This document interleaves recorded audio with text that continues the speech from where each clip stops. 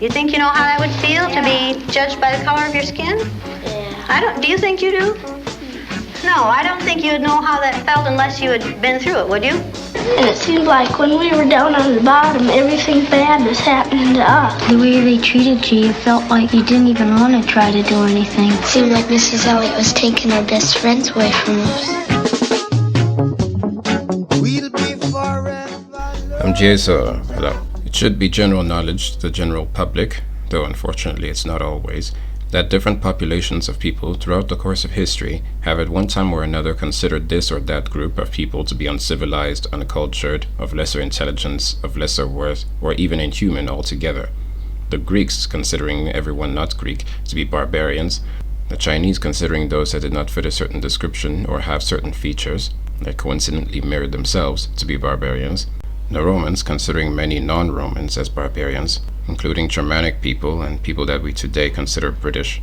Civilizations rose and fell over the course of centuries for numerous reasons, and those who interacted, traded, and learned from others tended to fare better, and those in isolation or those who were experiencing a period of decline or under the rule of others would fall behind.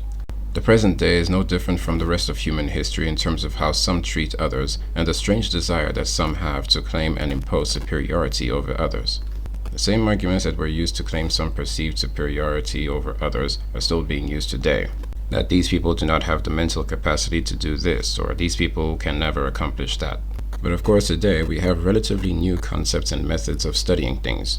And since it appears there will always be those with delusions of grandeur and the urge to dominate over others, some concepts have been developed to satisfy this urge.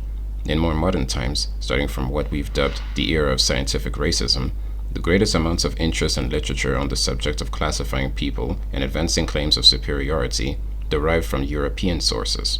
Ideologues, politicians, scholars, businessmen, and authors, among others, were those who molded, popularized, and fashioned justifications and beliefs regarding what they perceived as differences between different populations, and particularly for the purpose of creating and drawing up a hierarchy of so-called races. These justifications and beliefs naturally motivated and informed actions that benefited those who formulated and conceptualized them at the expense of others.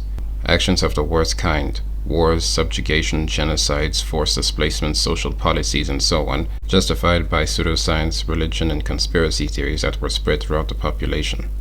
Very importantly, during this same period, such people formulated new ways of grouping individuals and forming new collective identities for different populations.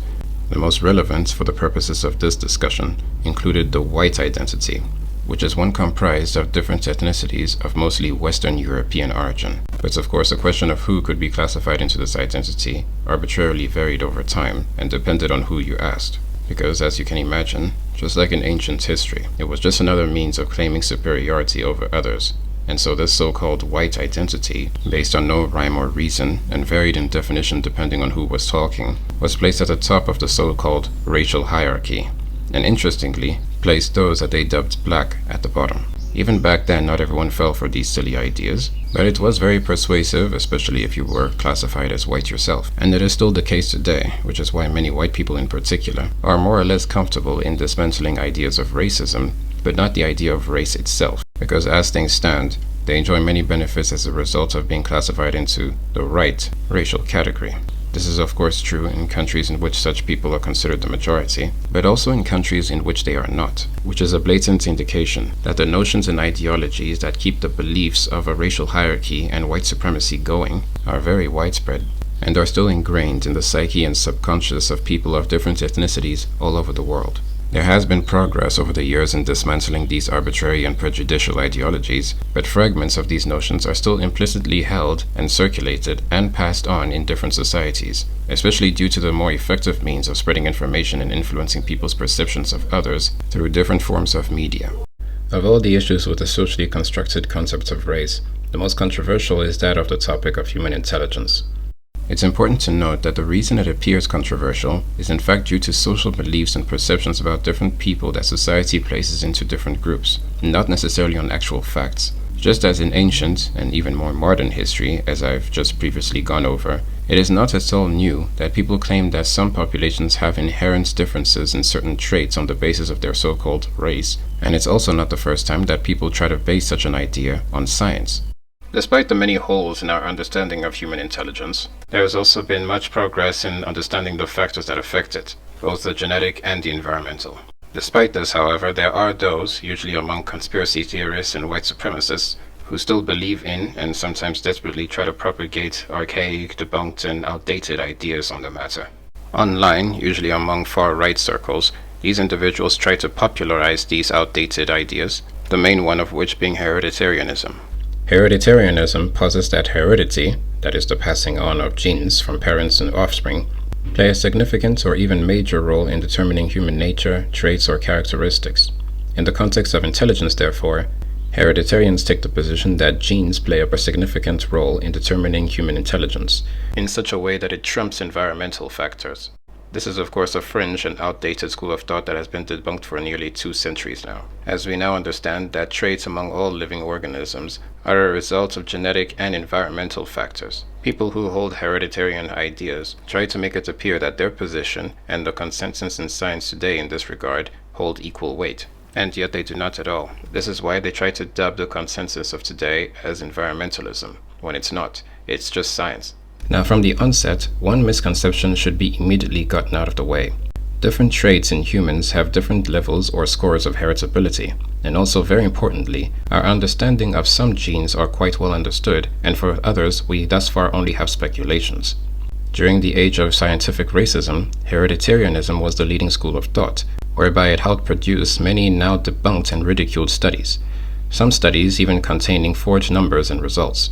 Today, the consensus among geneticists and psychologists is that genetics does not explain the variations in intelligence between different populations of humans, but rather it comes down to a combination of genetic and environmental factors, and the evidence supporting this consensus is overwhelming. But in order to understand this greater topic of so-called racial hierarchy, it is important to understand the position that supports the existence of a racial hierarchy in the first place, particularly the arguments they present on the basis of science and/or philosophy. All in all, however, there is one word that best summarizes hereditarianism: simplistic. The position, as you will soon see, is founded on intellectual laziness, and many of those who uphold the position treat their position like a silver bullet that can explain all variances among people, despite numerous well-researched demonstrations of phenomena that undermine their position, such as the Flynn effect with predictions, and despite the fundamental, practical, and methodological problems and inconsistencies with their own position. Today, hereditarianism is a position held in one way or another by a minority of scholars, and is sometimes considered a fringe school of thought when discussing intelligence or IQ, due to the abundance of literature and research that directly demonstrate how environmental factors and contributions negatively or positively affect IQ. I've personally wasted a substantial amount of time countering arguments and baseless statements put forward by openly racist netizens on internet forums, only to realize that they represent a fringe group among the already borderline fringe hereditarian position. It is a waste of time because their statements have no backing, and in such forums are made for the clear purpose of justifying a racist perspective. So I thought it useful for the greater topic of this discussion to address some points and arguments forwarded in a 2020 journal article entitled Dodging Darwin: Race, Evolution, and the Hereditarian Hypothesis by Wingard and Anomaly.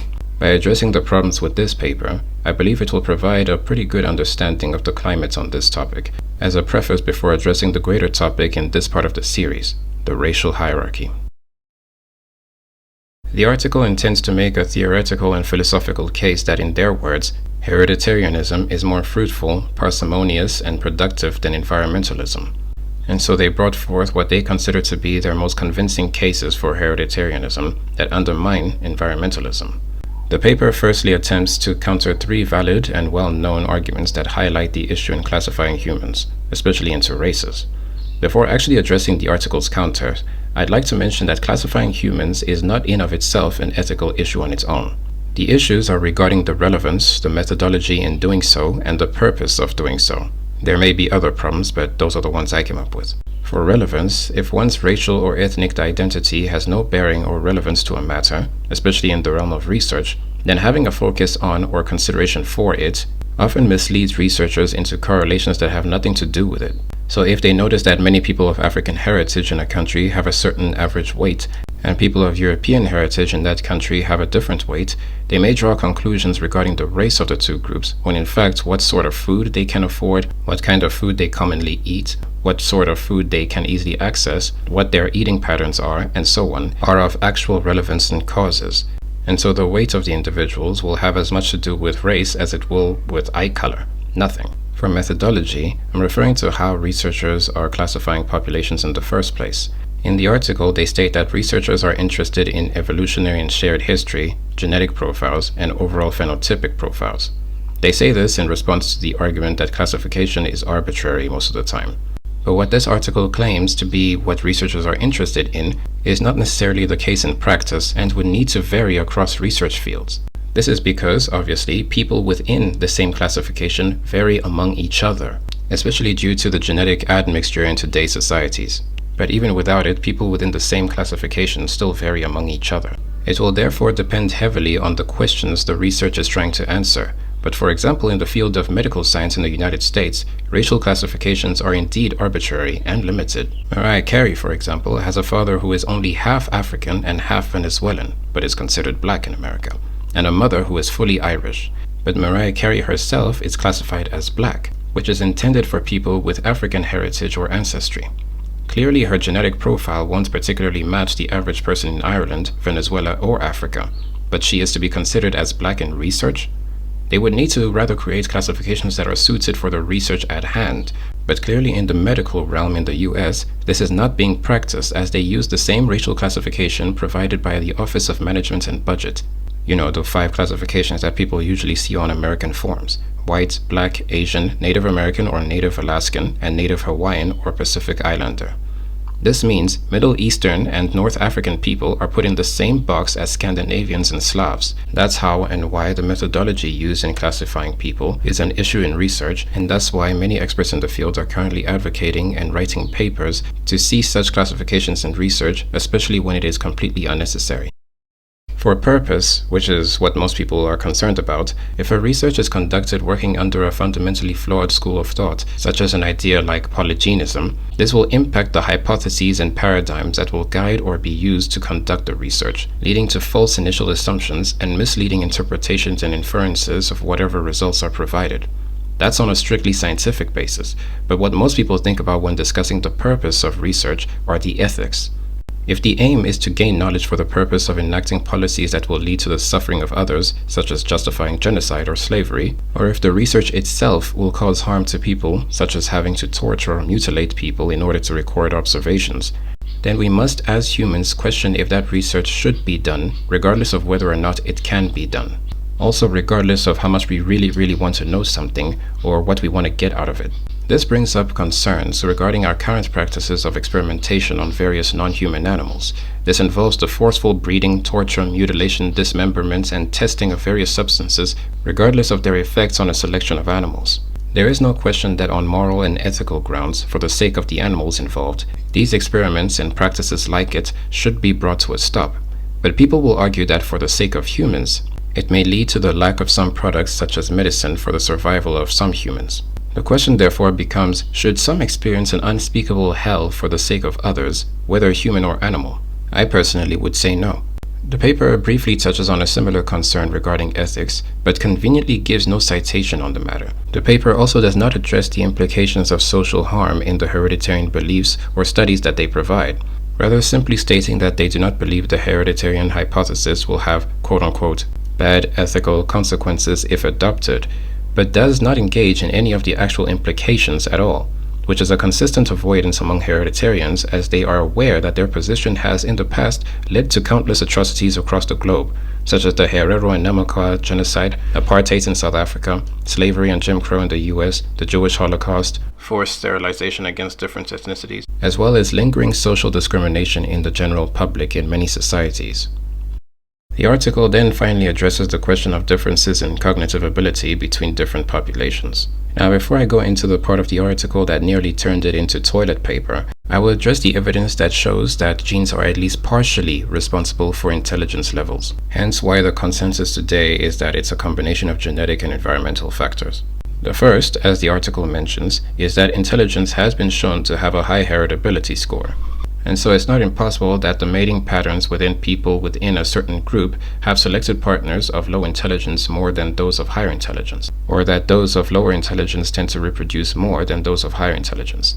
But remember that intelligence is polygenic and has numerous genes that make up the trait, and so environmental conditions will ultimately affect some of these genes. What I've just said, in my opinion, becomes plausible due to the irresponsible breeding habits among some members of all populations, which I discussed in previous parts of the series. If people are less responsible among some groups and more responsible among other groups in terms of who they mate with, it will have an effect on their offspring in terms of heritability. I must repeat and emphasize the fact that this is not exclusive to any particular group, especially not any racial group. This sort of selection happens to people within any group, because people tend to mate with others within the same economic class. And so their level of wealth, whether poor or richer, will also have an effect on their children's cognitive abilities. This also does not mean that people should mate with people of higher intelligence than lower intelligence. In my opinion, people should be with whoever they want as long as they have a happy, healthy, and I suppose legal relationship. I discussed this in a previous part of this series, but neglected to emphasize that in some cases, this is also due to the affordability of birth control measures to prevent unwanted pregnancies. But nonetheless, this is in fact a rather clear and reasonable demonstration of how intelligence is a product of both genetic and environmental factors. Another point that is mentioned in the article that initially appears substantial, but is in fact methodologically problematic, is the article's reference to transracial adoption studies, particularly referencing the Minnesota transracial adoption study. There are, however, significant problems with that study and others like it, such as the children involved in these studies will either benefit or suffer consequences of the new environments and families in which they are placed. Many arguments have been raised against the accuracy and methodology of transracial adoption studies that weaken its case in favor of hereditarianism. Links to research that explain this are in the description. I will now address the parts of the article where much of its credibility is lost, beginning with global IQ distribution. Even among those who appear to lean hereditarian, acknowledge that not only are there serious problems with national IQ averages, such as in some cases, samples being taken from schools in the wealthiest, most privileged echelons of societies of one nation, and then compared to poor, malnourished portions of another society in another nation. In China, for example, when scores were compared between those of wealthier students in more privileged schools and those of rural parts of the country, the latter of which, rural students in other words, represent the majority of students in the population, they found that those in rural parts scored much lower than the wealthier children. Not only is this more obvious proof that environments affect IQ, but also that what they thought to be their national IQ average is in fact inaccurate. Many also point out the pretty obvious fact that national IQ does not determine how intelligent a country is, but perhaps, in some cases, how much of the population are taught to think in abstract terms and problem solve. But the article really messes up when discussing discrimination as a factor to lower IQ scores among Black Americans. It says, and I quote, "It is difficult to argue that blacks and whites inhabit completely different but uniform environment. That is, it is unlikely that there is some X factor that affects all blacks but no whites. One might immediately object. Surely blacks face ubiquitous discrimination, which whites do not face? The claim that blacks face ubiquitous prejudice and discrimination in the contemporary United States is more often repeated than experimentally demonstrated. Blacks certainly might face some discrimination, but we are skeptical that it is as pervasive as is often claimed. Still, to be charitable to the discrimination argument, it is not entirely unreasonable to suppose that if prejudice were widespread, this could conceivably affect cognitive performance, and certainly some evidence suggests that there is prejudice, perhaps sometimes subtle, against blacks in the United States and elsewhere. Before moving on to what they say next, first and foremost, they seemingly purposefully neglect to define or give examples of the type of discrimination Black Americans face in contemporary America. And do note that this article was written by 3 Americans from 3 American colleges and universities. I say purposefully because in the parts that follows, they make subtle but important changes that they think the reader will not notice. They argue that even if there is widespread discrimination in some countries, it would not explain IQ and achievement gaps between ethnically homogeneous countries, and they give the example of Iceland versus Haiti, which is a perfect example to demonstrate something that is common among those who hold a hereditarian position or belief. They are ignorant regarding what is meant by environmental factors, and do not understand in what ways environmental factors affect people's cognitive abilities. And this is one reason why the general public and scholars and academics reject their arguments, because they obsessively seek out a quantitative answer to a qualitative problem. and want numbers and scores when the answer comes in the form of an explanation. The first mistake the authors make here is that they subtly try to change the argument from American black discrimination to international black discrimination. And that does not work. The type of contemporary discrimination against blacks in the US in particular has not only been long-running, considering the United States being one of the last countries to abolish slavery and also began reforming their civil rights only about 60 years ago at the time of writing, but the most egregious part of this is this. Discrimination black Americans experience targeted their educational levels directly. Segregated schools and neighborhoods during Jim Crow, wherein libraries and conducive learning conditions were out of reach to black folk, and not to mention underfunding of black public schools, prohibition of literacy among slave owners during the antebellum era, and contemporarily the practice of redlining on property against black Americans, which in of itself causes an entire other host of problems. Targeting education and literacy skills has been a running theme in all systems of discrimination and colonialism, to deprive the oppressed of knowledge and education, examples of which we've seen in the fifth part of this series, and this has generational cyclical effects, cycles that must be broken among disadvantaged families. It is in fact an underrated achievement that black Americans have been able to raise their literacy rate to the extent that they have in less than a century after the history that they've endured. Perhaps solutions to addressing literacy problems in society today can be learned from the actions taken among black Americans to accomplish this feat. The second error made in their statement is that they have lazily and ignorantly exclusively used discrimination as an X factor that black Americans experience that white Americans do not, when, unless they are incompetent or deceptive, they must know that there are plenty of other environmental factors that disproportionately affect black households compared to white, single-parent households, income inequality, generational lack of education, in other words, parents who may have been high school dropouts, substance abuse, and so on.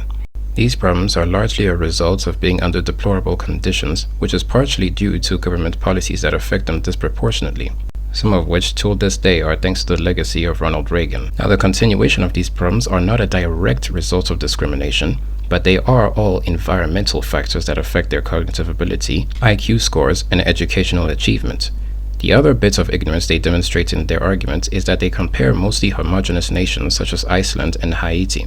Haiti is an excellent example to demonstrate their deliberate misunderstanding and intellectually lazy dismissal of environmental factors affecting cognitive ability. Haiti, with its extraordinary but troubled history, including relentless disruption campaigns and even occupation by the United States from 1915 to 1934, a number of coups, struggles, and current political unrest and ferocious gang violence, gang members, many of whom grew up orphaned or deprived of basic needs, by the way, is a country with numerous problems and instability.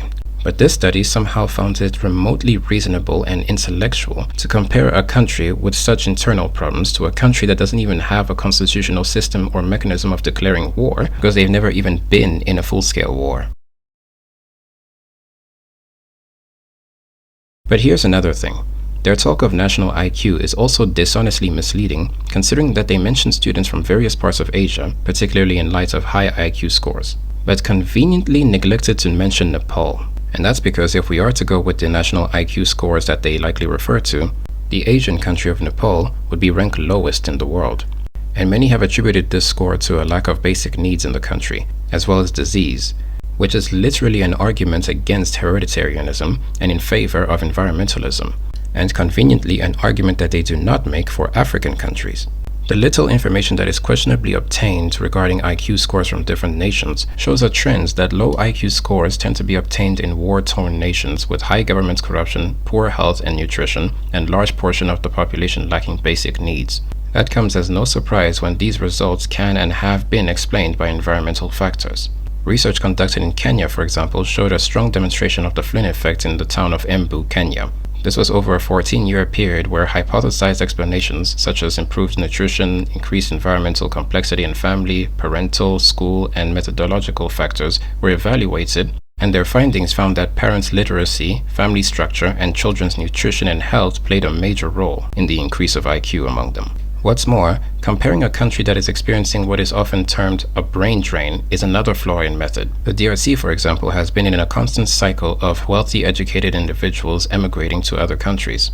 Many of these individuals tend to perform quite well academically in other countries, so if the remaining poor population in their native land are tested for IQ, it will obviously not demonstrate a result that comports well with reality. as those likely to have the highest IQ are not included in that sample. And what's worse is when it is compared to a nation that is not experiencing a brain drain. In other words, with less native emigration from their homeland to other nations. Before concluding this part, there is one final aspect that although this particular article did not do, others of the same position have. And that is claiming that attempts to address environmental factors that negatively affect cognitive ability and academic achievement tend to fail due to the problem not being environmental in nature, but genetic. This line of thought has two problems. Firstly, it once again shows ignorance of actual societal problems at play, such as the underfunding of public schools in America, and all the various factors that students must deal with in their personal lives that affect their performance and mental development, which by the way also has a major impact on intelligence. In South Africa, for example, many older children are responsible for taking care of their younger siblings when arriving home from school. This usually occurs in rural areas, and this of course results in students having far less time for their schooling due to their extracurricular responsibilities and obligations. And this is among other pressures and factors that negatively affect their schooling. This is a ham-fisted, desperate attempt to undermine and ignore measures that have worked to address these environmental factors. The research in Kenya I've just mentioned is just one of many examples that the hereditarian position cannot stand because it undermines their narrative. Secondly, it is an attempt to bring credibility to their position at the expense of people's well-being. One factor that affects one's academic performance and mental development is self-esteem. I watched what had been marvelous, cooperative, wonderful, thoughtful children turn into nasty, vicious, discriminating little third graders in a space of 15 minutes. This is a special week. Does anybody know what it is? National Brotherhood. National Brotherhood Week. What's brotherhood? Treat everyone as though he was your brother. And is there anyone in this United States that we do not treat as our brothers? Yes. Who? The The black people. Who else? Indians. Absolutely the Indians. Many places in the United States. How are black people treated? How are Indians treated? How are people who are of a different color than we are treated? They don't get anything in this world. Why is that? Because they're different color. You think you know how that would feel to be judged by the color of your skin? I don't. Do you think you do? No, I don't think you'd know how that felt unless you had been through it, would you? It might be interesting to judge people today by the color of their eyes. Would you like to try this? Yeah! Sounds like fun, doesn't it? Since I'm the teacher and I have blue eyes, I think maybe the blue-eyed people should be on top the first day. I mean, the blue-eyed people are the better people in this room. Oh, yes, they are. Yeah. Blue-eyed people are smarter than brown-eyed people. This is a fact. The brown-eyed people do not get to use the drinking fountain. You'll have to use the paper cups. You brown-eyed people are not to play with the blue-eyed people on the playground. Well, the brown-eyed people in this room today are going to wear collars so that we can tell from a distance what color your eyes are. You ready, Laurie? Brown-eyed. She's a brown-eyed. You'll begin to notice today that we spend a great deal of time waiting for brown-eyed people. I don't see the yardstick, do you? It's probably over there. Hey, Mrs. Lake, you better keep that on your desk when the brown-eyed people get out of hand. Oh, you think if the brown-eyed people get out of hand, that would be the thing to use. Who goes first to lunch? Blue-eyed. The blue-eyed people. Blue-eyed people may go back for seconds. Brown-eyed people do not. Brown-eyed. Don't you know? They're not smart.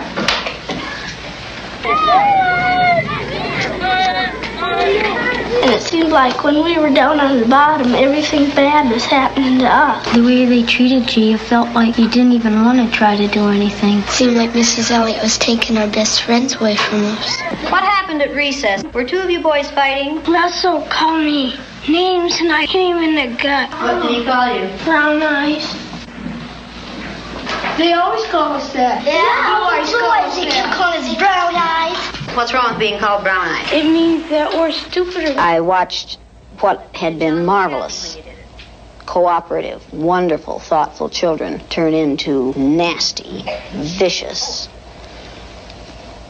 discriminating little third graders in a space of 15 minutes. Yesterday, I told you that brown-eyed people aren't as good as blue-eyed people. That wasn't true. I lied to you yesterday. The truth is that brown-eyed people are better than blue-eyed people. Russell, where are your glasses? I forgot them. You forgot them. And what color are your eyes? Blue. Susan Ginder has brown eyes. She didn't forget her glasses. Russell Ring has blue eyes, and what about his glasses? He forgot them. He forgot them. Yesterday we were visiting, and Greg said, "Boy, I like to hit my little sister as hard as I can. That's fun." What does that tell you about blue-eyed people? They're naughty. The brown-eyed people may take off their collars, and each of you may put your collar on a blue-eyed person. The brown-eyed people get 5 extra minutes of recess. You blue-eyed people are not allowed to be on the playground equipment. You blue-eyed people are not to play with the brown-eyed people. Brown-eyed people are better than blue-eyed people. They're smarter than blue-eyed people. And if you don't believe it, look at Brian. I use Orton Gillingham Phonics. We use the card pack. The brown-eyed children were in the low class the first day, and it took them 5.5 minutes to get through the card pack. The second day, it took them 2.5 minutes. The only thing that had changed was the fact that now they were superior people. You went faster than I've ever had anyone go through the card pack. Why couldn't you get them yesterday? We had those collars on. You think the collars kept you? just keep thinking about those collars. Oh, and you couldn't think as well with the collars on. 4 minutes and 18 seconds. How long did it take you yesterday? 3 minutes. 3 minutes. How long did it take you today? 4 minutes and 18 seconds. What happened? One down. What were you thinking of? This. I hate today. How do you do? I hate too. Because I'm blue-eyed. See, I am too. There's nothing, it's not funny, it's not fun, it's not pleasant. This is a filthy, nasty word called discrimination. We're treating people a certain way because they are different from the rest of us. Is that fair? No. Nothing fair about it. We didn't say this was going to be a fair day, did we? No. And it isn't. It's a horrid day. Okay, you ready? What did you people who are wearing blue collars now find out today? I know what they felt like yesterday. I did too. How did they feel yesterday? Down. Like a dog on a leash. Yeah. Like you're chaining them up into prison. And you're throwing the key away. Should the color of some other person's eyes have anything to do with how you treat them? No. All right, then should the color of their skin? No. Should you judge people by the color of their skin? No. When you see a black man or an Indian or someone walking down the street, are you going to say, look at that silly looking thing? No. Does it make any difference whether their skin is black or white? No. Or yellow? No. Or red? No. Is that how you decide whether people are good or bad? No. Is that what makes people good or bad? No. Now you know a little bit more than you knew at the beginning of this week? Yes. Okay, now are you back? Yes. That feel better? Yes. Does the color of eyes that you have make any difference in the kind of person you are? The brown eye, blue eye experiment is an excellent example of how the hereditarian position is in of itself a self-fulfilling prophecy, because by convincing some people that they are genetically superior, makes it so in their minds that even their failures to understand or process something will be put down to an environmental factor. But when those who are deemed to be inferior from the onset fail to understand or process something, they will simply conclude that it is due to their genetic predisposition to not be able to keep up with others from different groups. This would be true if the individual in question has a learning disability, but this is not true simply on the basis of their ethnicity. But of course, this is quite obvious to the general public and academics, considering that we see people of all ethnicities having high achievers and people of great intelligence, which is why measures taken to address environmental factors have been shown to be closing the gap between blacks and whites in terms of academic achievement in the United States. And there's plenty of evidence that this has been closing the IQ gap between blacks and whites in America as well. This is, however, a process, and the hereditarian position does not like the fact that this process takes years, and it takes years because there are many factors to address in order to accomplish this, and many students to attend to in many parts of the country who are going through many problems. But there are measures that can be taken, and as I've previously mentioned, they begin from birth and in the individual's community. What does all of this mean for the individual? On an individual level, what does your IQ or the IQ of your peers or your family or your counterparts mean? Well, in everyday life for the majority of people, it means nothing really. And you probably already know this as you meet people of all varieties, whether it be people in a similar phenotypic group or of another. It would be nice, however, if people would have a bit more care in improving their thinking and reasoning skills and habits. People, however, who have some learning disability or mental disorder that affects their cognitive function are indeed affected on a daily basis by these unfortunate circumstances, but they are still able to function in society in whatever way they can. Economic and social outcomes tend to, though not always, correlate with a lower or higher IQ score. But it is not necessarily the cause, as correlation does not equal causation. A person with a low IQ may end up being poor, but firstly, if they were poor to begin with, that likely influenced the IQ score in the first place. Poverty is a state that is affected by many factors that are out of a person's control. But people do like to compare poverty and IQ anyway, regardless of that, completely ignoring that poverty has environmental effects that affect IQ, not the other way around. I've gone over this previously in this series. Also, many, if not most people, spend their entire lives within the same economic class in society, and success in life is contributed to by multiple environmental factors, including a touch of pure luck. More could be said on this matter, but regarding this study, I believe what I've covered is sufficient in explaining why the current consensus in science is that there are both genetic and environmental factors that affect human cognitive ability.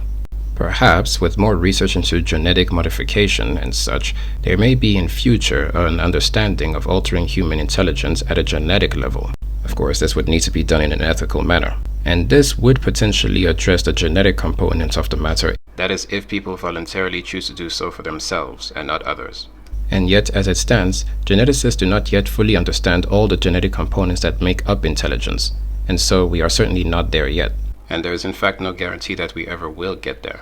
But until then, it is important to address the environmental factors that can be changed, especially the ones that have been demonstrated to do so, albeit an uphill battle against other conflicts of interest in society and nations and governments that render such changes difficult to attain.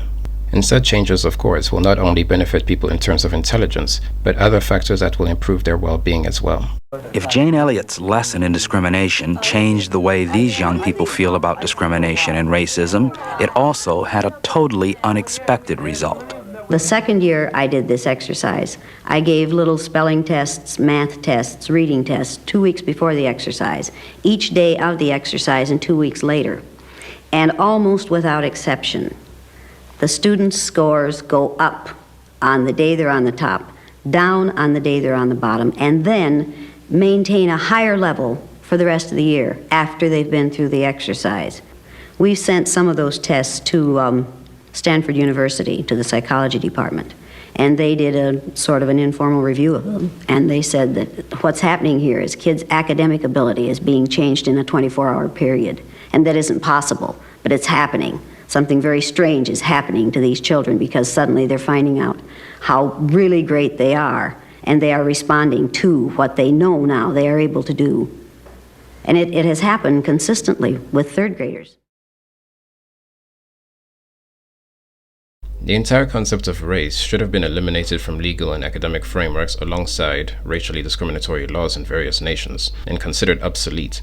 But of course, this is getting ahead of myself far too early in the video. From the time of its inception, the concept of race, which is entirely socially constructed, has been and is to this day primarily used by some as a means of establishing certain assumptions, traits, expectations, privileges, or disadvantages, and a hierarchy amongst human populations. One benefits or suffers from this concept depending on the racial classification under which the individual is placed by governments or societal systems, or in some cases the individual him or herself. The first and primary goal for supremacist or racist governments is to convince the masses that this man-made idea of race is relevant in various ways, scientifically, spiritually, societally, whatever. The best way I thought to illustrate the concept of a so-called racial hierarchy is to understand race as a game.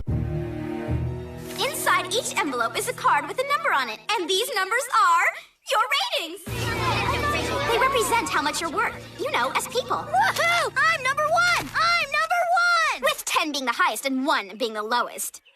Aw, jeez. Lawson and his goons are actually taking these ratings seriously. They're not the only ones. Look.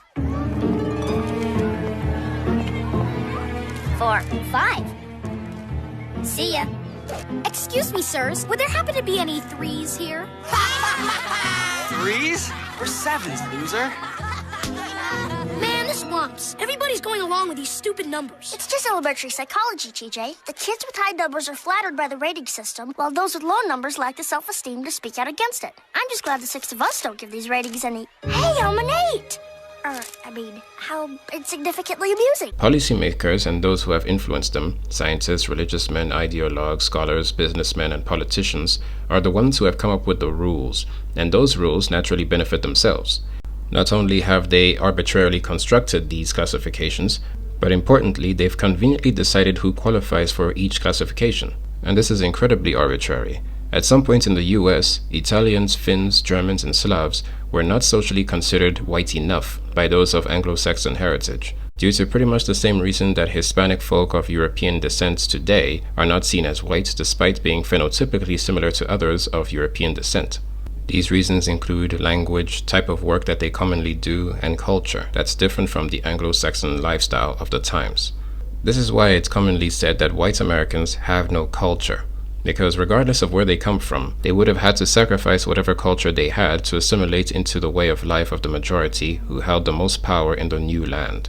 Of course, if you're not of European descent, it's another matter entirely, because no amount of assimilation will classify you as anything other than what the American legal system classifies you as. Which is why, for example, when many Chinese immigrants began to assimilate into American society, they were viewed as honorary whites, but not white as a classification, because they still looked different. With black Americans, it was a bit trickier, especially considering their history in the United States, because firstly, a number escaped slavery during the antebellum period and persecution during the Jim Crow era by passing as white, which, after enough intermingling among the white population, ultimately led to an absorption of a portion of the black American population into eventually being fully classified as white. This is also ironic considering that nowadays, whites are the ones claiming that blacks and others are trying to replace them, which is silly because it was in fact due to legal systems such as the one-drop rule that narrowed the definition of being racially white so much that they now believe that they are endangered.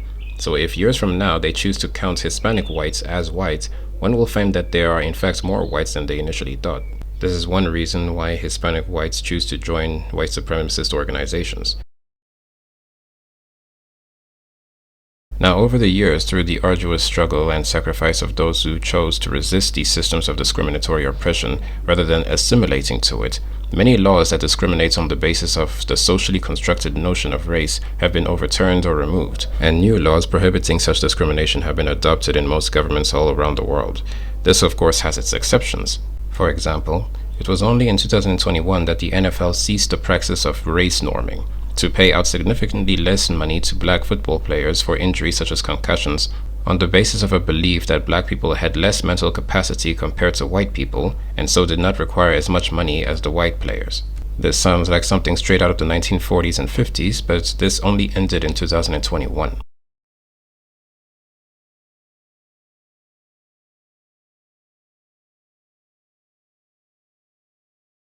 Such injustices and sometimes human rights violations do indeed exist in our time, and the idea of people being equal under the law regardless of ethnicity or so-called race is not often practiced in many countries, especially the United States. Now, the only way for this race game to possibly work at all is if society plays along. If people take the concept of race seriously and consider it relevant, these divisions and inequalities will persist. Basically, racism will persist if the idea of race itself persists. If those football players were simply seen as football players and not black football players, such injustices would have been harder to enact. Having anything be race-based, even if it seems positive at first, simply reinforces the racial hierarchy that supremacists strive to keep in place. The goal in rectifying racial injustices is for people to not take a person's color into account when making decisions that have nothing to do with color. This is why racists try to convince people that color is inherent to certain traits among people, in order to have a justification to discriminate among people of different colors. This is in fact the classical racism I discussed previously that is still being actively practiced in today's zeitgeist. Now, people of all colors keep this race game going by playing into it in various ways. Rather than trying to eliminate or fight this discriminatory social system, some people think that they can win by playing into the game. What they don't realize is that playing the game is the issue. And this is why certain approaches to trying to resolve issues in certain racialized communities fail, because they are approached with a subconscious idea that such people can or will never move from their so-called place in the racial hierarchy. That seems to be exactly how both American conservatives and liberals wish for American blacks to remain. Because the reality that many white people are very uncomfortable admitting, or rarely do admit, is that it brings them relief, joy, pride, self-confidence, and sometimes a twisted sense of pleasure and schadenfreude to know that they are part of a group that is seen as above others. Even if they care for the well-being of others, it still brings them contentment living in a society that benefits them for the fact of being classified as white. It also brings them a sense of fear to even think about experiencing what people classified in other groups experience.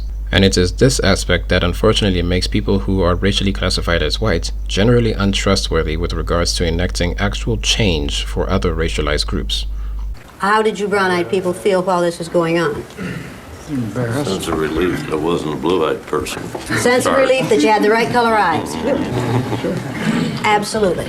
I really understood, at least I felt that I understood, what it was like to be in the minority. Non-white people are aware that white people enjoy the position of not enduring the racial discrimination and abuse that non-whites experience in predominantly white countries. This position also makes many white people insecure in their position, as they fear that if society becomes truly egalitarian and race is considered obsolete, as it should be, then they will lose their position of privilege that they have enjoyed since literal birth, depending on their social class, of course. Like, wait, if they're all 10s and we're all 10s, then that means that we're just like everybody else! Yeah, equality wants, don't it? Privilege before the law, privilege in traveling abroad, privilege in media representation, privilege in employment competition, and privilege in their everyday lives. They'll be like everybody else. This exact same sentiment is also shared by people who are closer to whiteness on the so-called racial hierarchy, which is why they continue to strive to assimilate to whiteness. This is where the notion of equality feels like oppression to the privileged comes in. But none of this should be the case. And it is in fact not the case for those who hold true left-wing ideals, regardless of their color or social standing. True left-wing ideology often stems from a deep-rooted compulsion to reduce the suffering of as many people as possible, especially those who are most vulnerable to oppression or being left behind. It simultaneously has a compulsion to render life as fair, dignified, and for a lack of a better word, content for sentient beings, primarily humans, of course. If you were in a real situation where you had to do something about racism, would you stand up and be counted? What I would do, I don't know. It would depend on the exigencies. But you would do something. I would have to do something. I couldn't go home tonight and face my kids if I didn't. This compulsion among true leftists stems from empathy and compassion. And this is why such individuals, regardless of how much privilege they may currently possess, do not in fact consider it oppression to have all members of human societies have a fair opportunity to live a dignified life. They are also aware that in order to do this has real-life implications, such as that systems of assistance be in place for those who, for example, have natural disadvantages such as disabilities or debilitating diseases. This in order to give a better chance to such people than they were naturally born with, giving them a better chance at contentment in life. I say this to highlight that this is one of the main differences between liberals and leftists.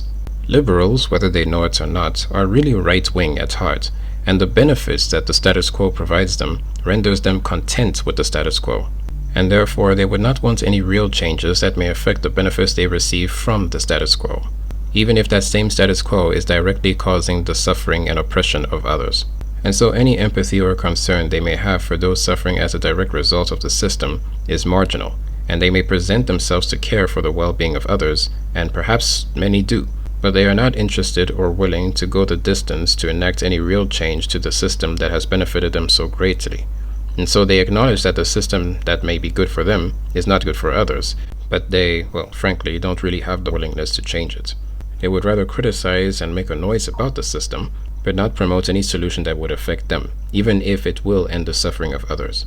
Instead, they will call any attempts to actually change the oppressive parts of the system too radical. True leftists of all colors understand this reality and actively fight against it.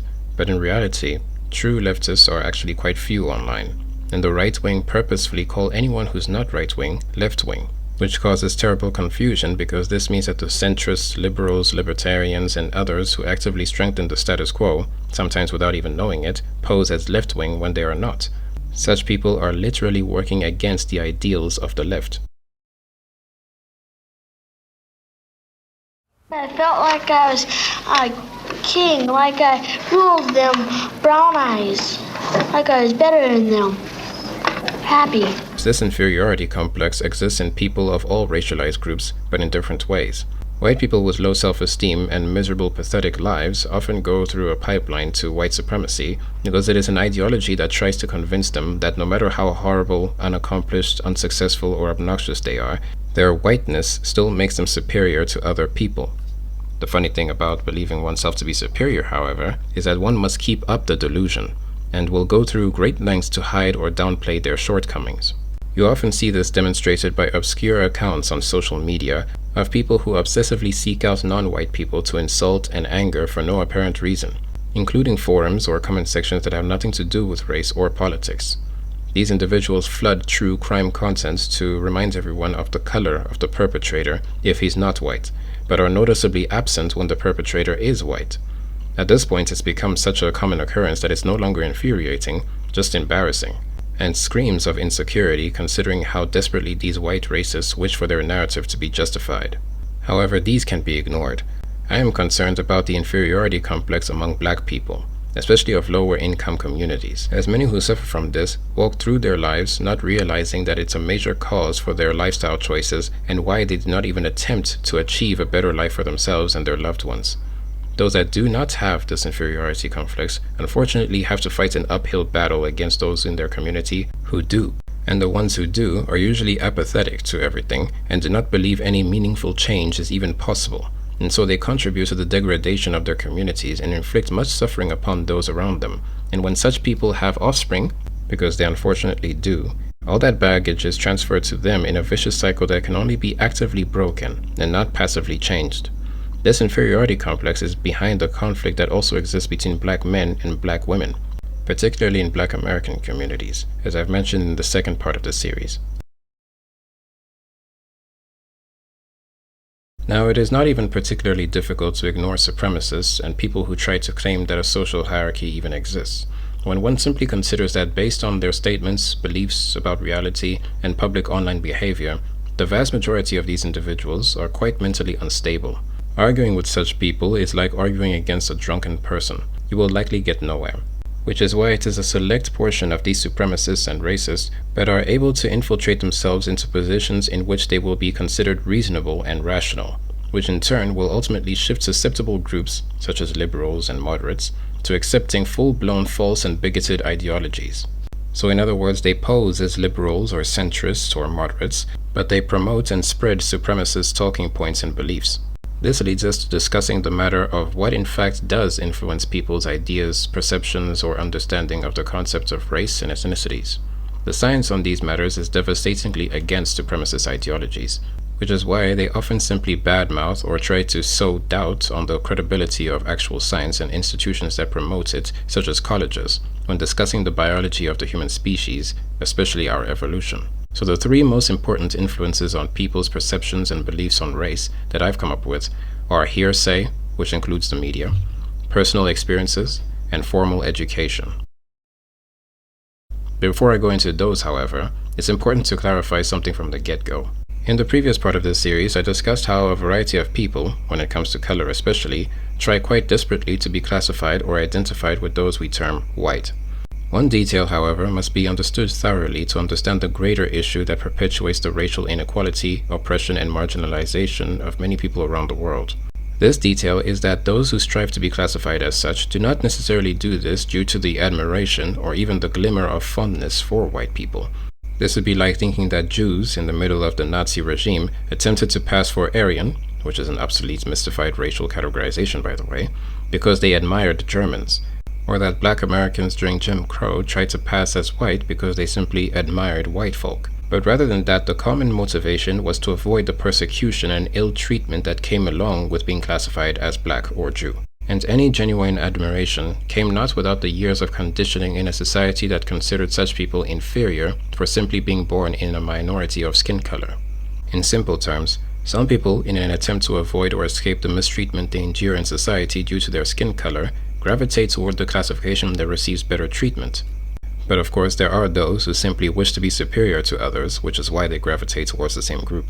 In America in particular, this has caused tension between people who are able to do this and those who cannot, primarily because those who can, i.e. the lighter-skinned blacks, can switch between being a victim and being an acceptable Negro, quote-unquote, when convenient.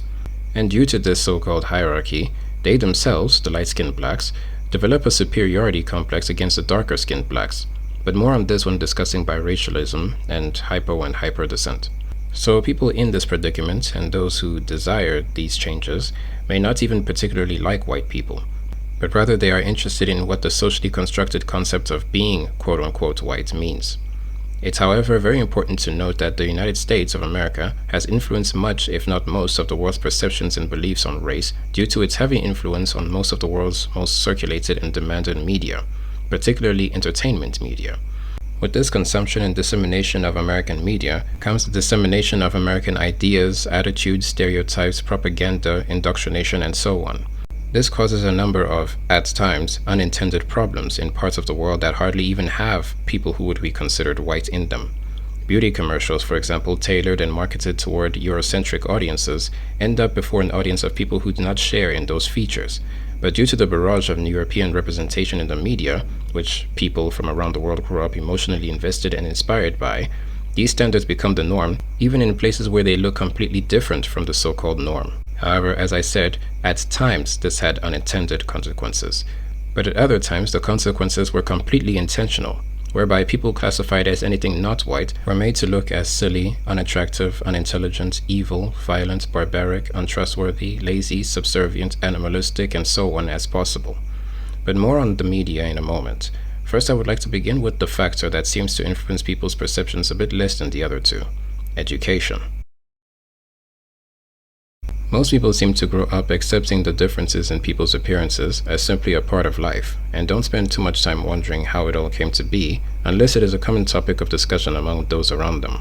Education on the theory of evolution, even the most basic fundamentals, gives people a factual understanding of the differences among populations. Studies have shown that the more people understand the theory of evolution, the less likely they are to be bigoted, because they understand that people's appearances and colors are products of natural evolutionary processes and have nothing to do with their capabilities or behaviors, and also that we are not so different from each other in the vast majority of senses. Supremacists and those who propagate pseudoscience take issue with the very well-established theory of evolution, not only because for some it challenges their fundamentalist Christian creationist ideas about human beings, but because it challenges racist ideas such as polygenism, which we've covered in the first part of the series. And I can't even guess. I mean, I have my own theories on it, but they're not proven. What are your theories?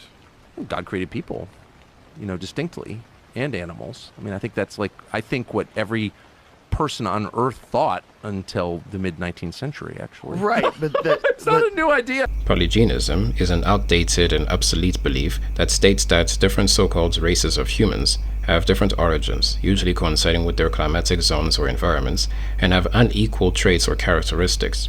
So if you're yellow, you'll have more of these traits. If you're white, you'll have more of those traits, ranging from intelligence, criminality, psychopathy, skills, and so on.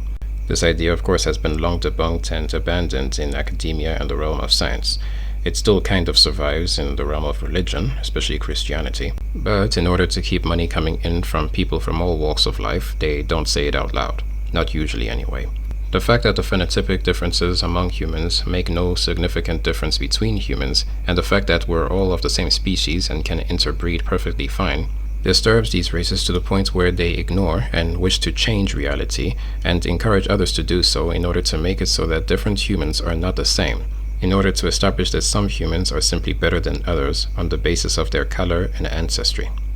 This is also one reason that American conservatives do not want evolution taught in schools and would rather teach that we all came from two people who looked like this, and after their God apparently exterminated us all but 8 people, we were all repopulated by these 8 people who all happened to look like this, and somehow we only figured out what's right and wrong because of a guy who looked like this, and our souls will be saved from an eternity of torment by a guy who looked like this, whose father/himself looks like this, even though their own scriptures say that he has no form and dwells in an inaccessible light somehow. But we still need to pray to the guy who looks like this or this, and according to some, his mother who looks like this.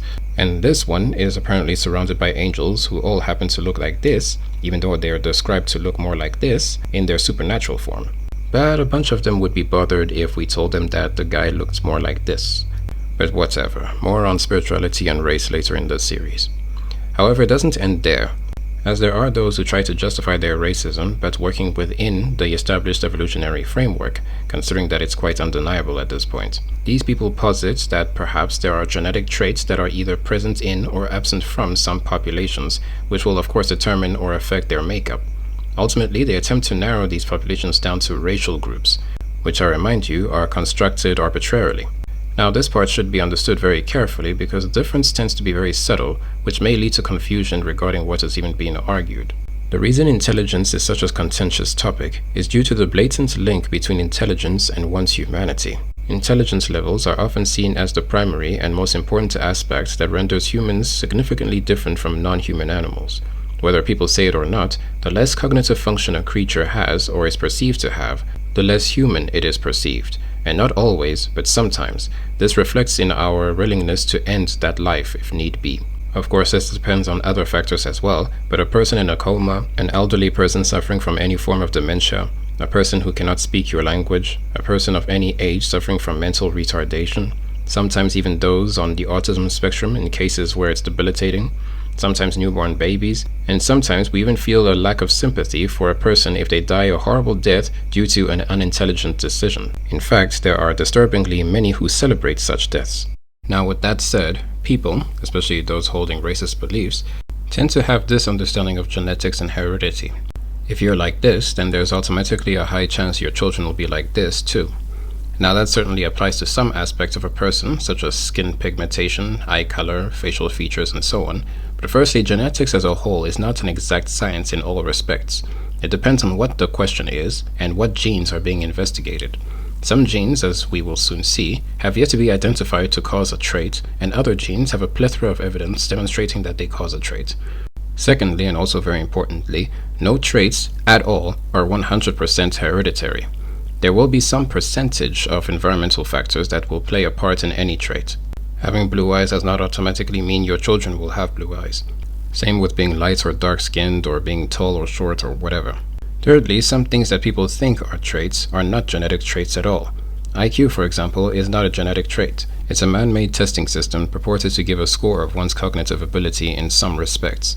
Fourthly, very often people are eager to ask the question of whether or not a trait is even possibly hereditary, and run away spreading misinformation before learning how hereditary it is.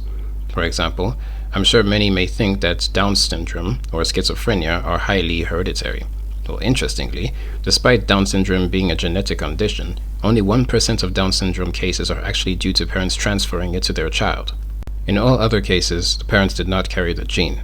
Also, most people who carry the syndrome in their genes do not have children with Down syndrome. So far, all that's really known to cause it is the age of the mother, in that the older the mother is, the more the chances increase. Schizophrenia is popularly said to run in families, and this is true, but the chances of an individual developing schizophrenia, if they have a parent or sibling or any first-degree relative, is still only 10%. Of course, it's 50% if both parents have it. But the point is that in all genetic traits, it depends on what you're talking about. Some traits have a higher hereditary score than others, but not a single trait is 100% hereditary, which means people's outcomes are not written in stone. There are things that can be changed. Now, the genetic trait that's arguably the most controversial is that of intelligence. Now, to answer one of the most important questions on this topic, no, your level of intelligence is not limited by your genetics. It can change and increase over time, provided that appropriate steps are taken to accomplish this. And of course, this is also unless one has a learning disability or brain injury or cognitively debilitating condition of sorts, which are not the same as one's general intelligence in the absence of such. Just as even your height is not capped by that of your parents. Your tallest parents may, for example, be 5'5", but depending on your chances, you can literally grow to be 6 feet depending on your own genes or the genes of some distant ancestor or on some condition that allowed you to do so, especially considering that height is also a polygenic genetic trait, which means it's contributed to by different genes that affect that trait. This is even the case for skin pigmentation, which is why sometimes light-skinned parents can have a dark-skinned child or brunette parents can have a blonde child. Therefore, in the case of intelligence, if for example you process things more slowly than others or have difficulties with problem solving, there are actual actions that can be taken to change that for the better. That said, these changes are usually best done during one's developmental years or younger adult years, as after a certain age, these levels become harder to improve. Genes do not determine your final outcome. Now, of course, supremacists do not like this fact, as it goes against the idea that some groups of people are inherently better than others. Remember, being non-white to supremacists is in of itself an undesirable trait, but they simply do not have the power to eliminate non-whites en masse, as for example Hitler did, and so what they desire today is a scientific or otherwise convincing basis to justify eliminating non-whites, at the very least from predominantly white societies. So what are the actual facts on the matter? There is so much genetic diversity among humans that it is impossible for any ethnicity to share in the same genetic traits that affect intelligence, meaning there will be intergroup and intergroup variations among all ethnicities, and the intergroup variations do not boil down to genetics, but rather a combination of genetic and environmental factors.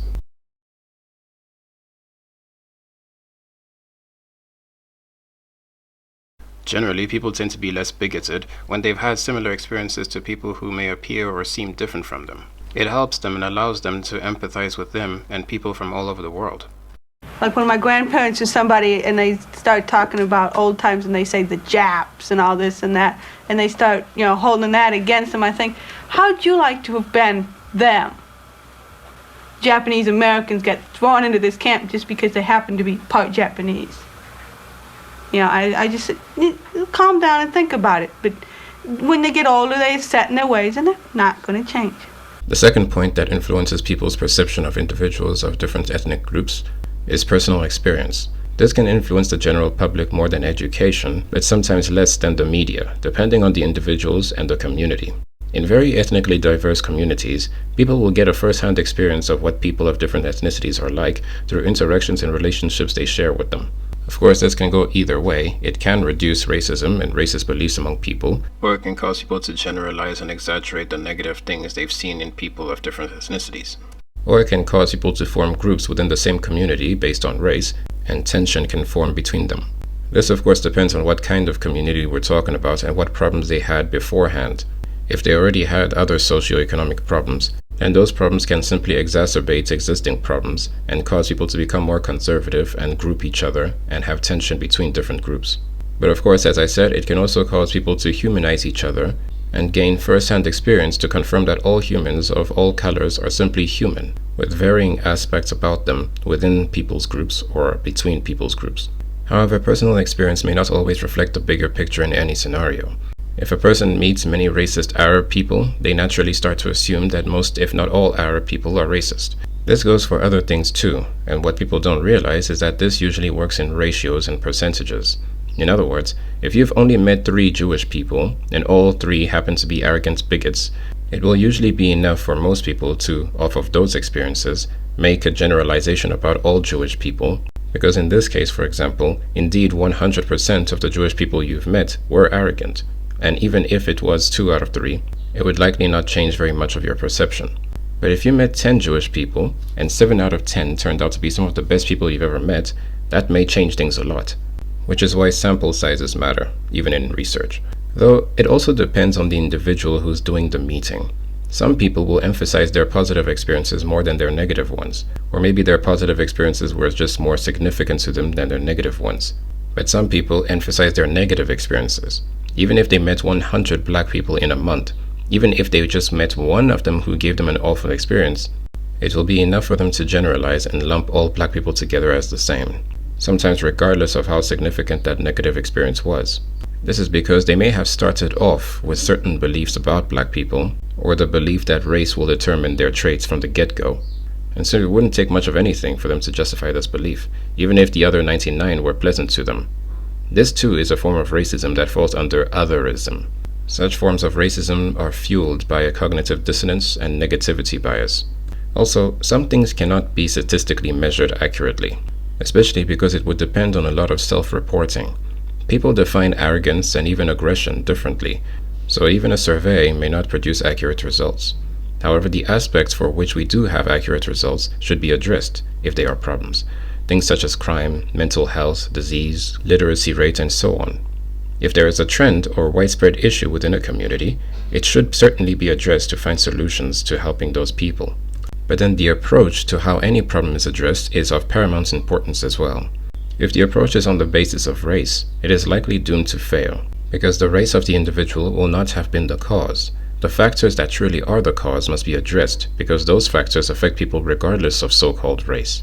Right-wingers will ignore all factors such as neighborhoods, communities, income, and will laser focus on race to deliberately avoid addressing the true causes that can be fixed with the right solutions. Another very important point, however, is that personal experience will always place a minority group at a disadvantage, because firstly, there will already be conceptions and misconceptions about the minority before one even meets them, and secondly, because, as with percentages, the fewer the quantity, the more weight the individual carries. This is why, in a predominantly white country, for example, representation is crucial. It's commonly known that the vast majority of serial killers in the US are white. In 1990, the number was 82%, and it hasn't changed much since then. People will sometimes be more concerned about the black serial killer, not only because of the pre-existing prejudice against blackness in general, but also because people have many examples of white people who are not serial killers to refer to, which will dilute or even out the percentage. And this is because the majority of people in the US are white. When one person from a minority group is involved in something, especially something negative, the fact that they are a minority is amplified, and it will affect everyone else that's a part of that minority group because people don't have a lot of other examples to go off of, or because they are simply unfamiliar with such a minority group. And this unfamiliarity tends to naturally create fear and suspicion of a group that's different from the majority, even different simply because of appearance alone. Sometimes when I see some people together and I see how they act, I think, well, that's black. And then right in the next second, I don't even finish the thought. I'm saying, well, I've seen whites do it, I've seen other people do it. It's not just the blacks, it's everyone acts differently. It's just a different color is what hits you first. And then later, as I said, I don't even finish that thought before I remember back when I was like that. And then I remember not, everyone acts the same way. It's just your way of thinking is the difference. But in conclusion to this second part, personal experience does affect how people view the concept of race as well as their perceptions of people of different ethnicities. But caution must be taken to remember that personal experience does not necessarily represent the majority. People are just people. And whatever the reality about the majority truly is, will have its own reasons that do not have anything to do with the ethnicity of the individual, but a number of factors that will have nothing to do with it. A simple example is that desperation and absent or irresponsible parental figures tends to lead to criminality. This is consistent wherever you go and with whatever ethnicity you're talking about. And now moving on to the last and also most persuasive influence on people's perception of racialized groups and the concept of race as a whole, the media, which in a way goes under the bigger umbrella of hearsay. A medium of information or entertainment is neither good or bad. It is simply a means of spreading information or entertainment. It's the information or entertainment themselves, as well as how they are spread, that are the issues. Anything that's ever happened at any point in recorded history doesn't necessarily matter as much as how it will be recorded and remembered. Doesn't matter how good or bad something is, it really matters how well it's marketed. And it doesn't matter how good or evil an idea is, it only matters if you somehow prevent people from feeling guilty about it, usually by finding some justification. Consider, for example, how Japanese school textbooks reference horrible events such as the Nanjing massacre, where between 40,000 and 300,000 Chinese civilians were murdered, and between 20 and 80,000 raped by the Imperial Japanese Army within a period of 6 weeks. Or consider how they reference or try to hide the facts of Unit 731 that I discussed in the indoctrination series, wherein Japanese scientists conducted horrific Frankensteinian-type experiments conducted mostly on Chinese prisoners of war during World War II. Or what about how they reference Japanese comfort women, who were young girls and women taken from a number of countries and imprisoned as sex slaves by the Imperial Japanese Armed Forces. They were usually murdered after the soldiers repeatedly had their way with them. But of course, your first clue to know how unfeeling and desperate a government must be to propagandize history is when they refer to the mass murder of possibly hundreds of thousands of civilians as nothing more than an incident, to this day. But unfortunately, the facts of the matter are not as powerful as the way that they are presented, and that is what makes media so powerful and therefore potentially dangerous. Because of media, at some point people were led to believe smoking had no health implications whatsoever. The most popular religion in the world largely believes that the creator of the universe looks like a white guy, and that his son, to whom you should pray, is a younger white guy. Of course, this is aesthetic imagery, but it does not change the effect that it has on the people that believe in it. Doesn't matter what ethnicity you are or what part of the world you come from, if you are Christian, there's a high chance that you believe that the first humans on Earth looked like this in particular. This would of course imply that everyone else is secondary. Now of course it doesn't matter what society you're a part of, people will usually present these things in their own image, but it does have an effect on the way people perceive different groups. And what many people may not realize is that for those who truly believe in religion, religion to them becomes the most reliable and influential medium they have to infer realities about the world, including realities about other people. Like I said, we'll speak more on religion and spirituality later in this series. But I mean, at this point, people should really know these things. I mean, the media also says that Santa Claus... Wait, it looks like I wrote something a bit strange here. Just a moment, please. 4 to 6 days later. Well, I've just come out of an existential crisis after finding out that Santa Claus ain't real. But anyway, much of our understanding and ideas of the past, or of people who live on the other side of the planet, or even just on the other side of town, are influenced by what we learn about them. The media from which we learn about them will determine how much we know and how true what we know is, and this will in turn determine how we feel about what we've just learned, and this knowledge, whether factual or not, as well as these feelings, whether justified or not, can inform actions that we take and positions and beliefs we hold. Whether a person had good intentions or not before reading false information won't really compare to the feelings of fear, despair, anger, resentment, superiority, inferiority, discouragement, zeal, and so on that they will feel.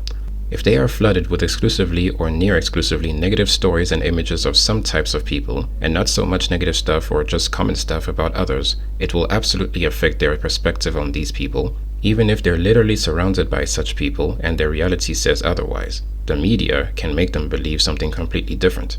Growing up, many black children would in fact prefer it if they had no representation on a TV show, rather than get one who is the butt of every joke, the least intelligent, always the comic relief or bad guy or one-dimensional or whatever. Such representation will not only have a negative effect on the black viewers, especially children, and imply to them that they are limited to a certain level of achievement, or that it is out of place or unusual for them to behave differently from what is portrayed to them, or that it's just a fact of life that their type of people act this way or that, but it also implies the exact same thing and influences people who are not black about black people, especially when simultaneously portraying other people, i.e. white people, hence the racial hierarchy, as more positive or superior in this media. The media, especially American media, is the reason we think bats are blind, the Buddha was fat, as well as most of the stereotypes we have about black people, regardless of where you live. People from the opposite side of the planet who have never stepped foot on American soil have these stereotypes in their minds, not because they've seen it for themselves, not because they are surrounded by black people, not because their neighbors are black. It is because of some show that they watched, whether they realize it or not. Stereotypes, whether positive or negative about other groups, are spread in the same way by media in different parts of the world. A large portion of American tourists in Japan, for example, claim to have been inspired or motivated to visit Japan due to anime or samurai movies, or pornography really. For as long as entertainment has been brought to the television, there has been entertainment that's been made, financed, or promoted by white supremacists, or those who hold similar beliefs. But fortunately, there have also been those who have fought against it, knowing and understanding the effects media has on people. The media that spreads globally acts as a soft power for different nations as well. Soft power being a means for obtaining some desired outcomes by attracting or using other influences that do not involve coercion or force. So the Koreans and their boy bands, the Japanese and their anime, the Chinese and their kung fu movies, the Soviets with their phenomenally well animated films at some point, the South Americans and their bossa nova and other styles of music, Africans and their many athletes, Germans and their ideas, cars, Indians and their Bollywood, and of course America, famously known for Hollywood, and also their democracy that they violently spread all over the world. Roger. Keep shoot. God damn it, Kyle. Sorry. I hit him by head. Oh yeah, look at those dead bastards. Now, of course, when I use the term soft power, I do not mean that it is necessarily intentional. Bossa Nova was not made to show the rest of the world how great South American countries are, for example. But circumstantially, it has turned into a way that has changed the way people view certain places and people. They all play a role in people's perception of not just ethnicities, but of nationalities. And as far as soft power goes, these tend to have positive outcomes. As people from around the world start understanding that people are not so different regardless of where they're from or their heritage.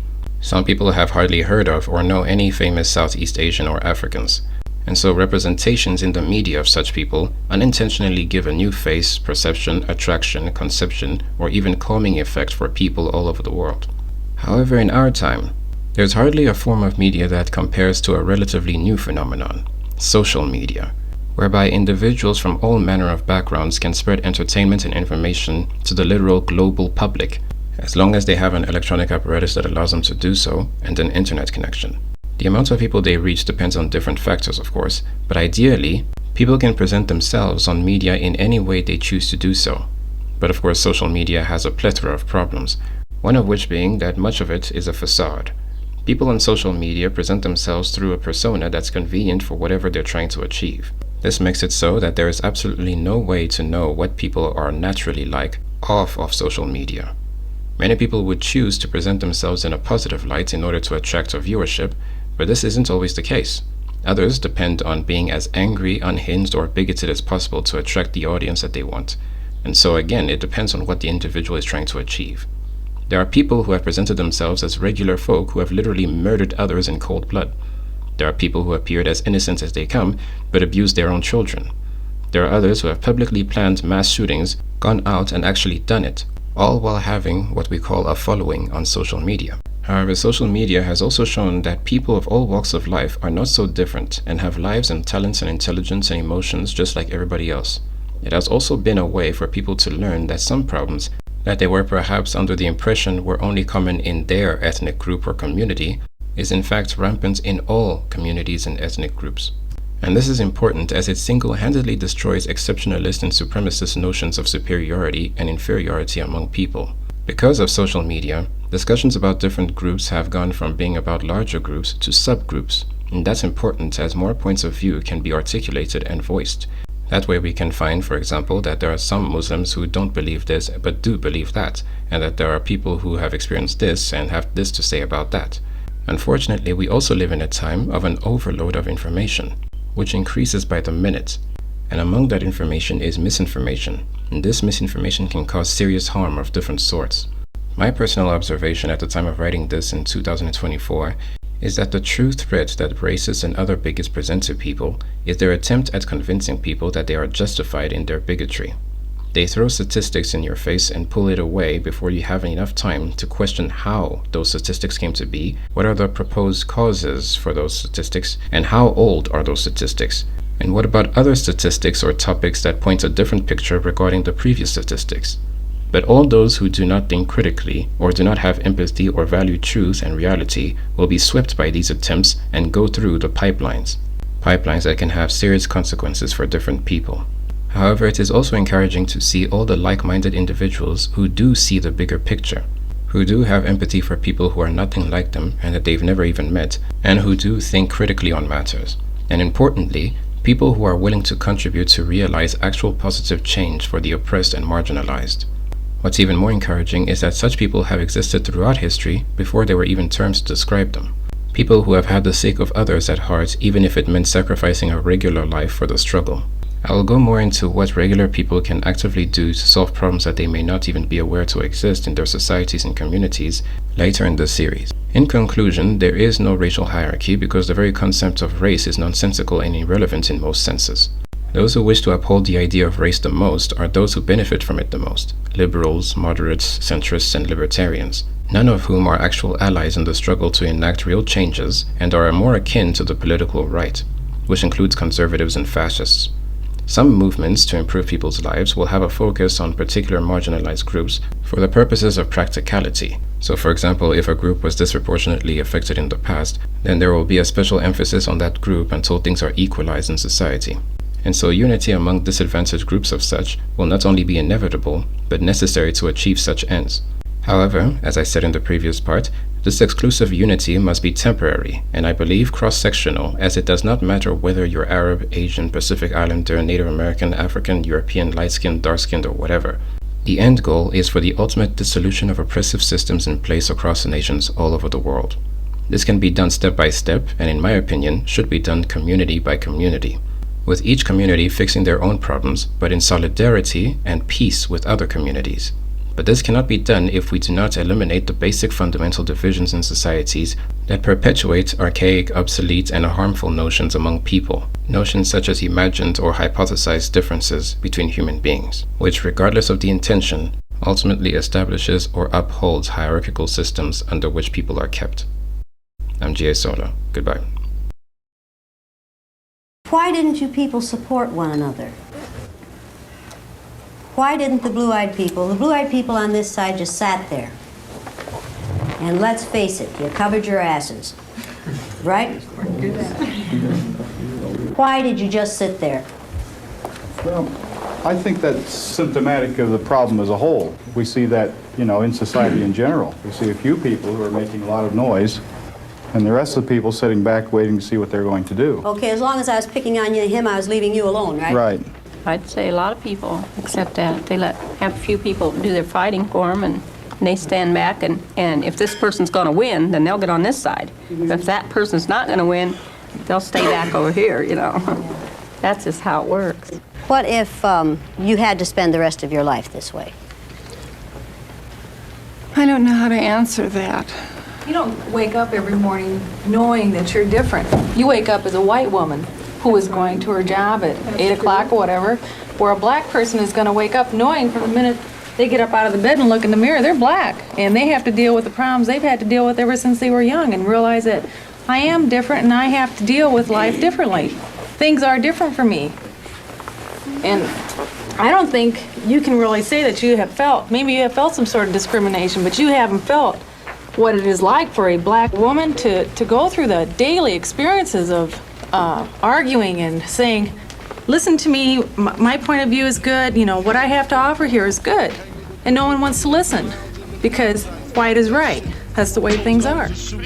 All my life I've been considered as the worst. Lying to my mother, even stealing out a purse. Crime after crime, from drugs to extortion. I know my mother wish she got a fucking abortion. She don't even love me like she did when I was younger.